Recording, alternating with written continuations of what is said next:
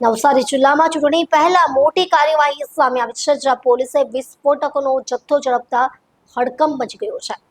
Navsari SOG દ્વારા મોટી કાર્યવાહી હાથ ધરવામાં આવી છે. વાંસદાના ખંભાળિયા ગામેથી મોટી માત્રામાં વિસ્ફોટકો ઝડપાયા છે. પોલીસે દરોડા દરમિયાન જિલેટીન સ્ટિક્સ અને ડેટોનેટર્સ સહિતનો જોખમી જથ્થો કબજે કર્યો છે.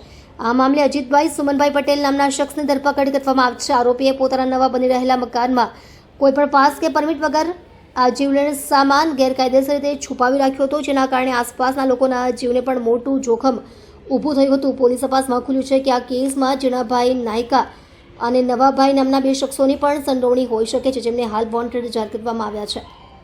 પકડાયેલા આરોપી સામે એક્સપ્લોઝિવ એક્ટ 1884 અને એક્સપ્લોઝિવ સબસ્ટેન્સીસ એક્ટ 1908 હેઠળ વાંસદા પોલીસ સ્ટેશનમાં ગુનો નોંધવામાં આવ્યો છે. આ ઉપરાંત અજીત પટેલ અગાઉ પણ દારૂના ગુનામાં ઝડપાઈ ચૂક્યો હોવાનો ખુલાસો થયો છે.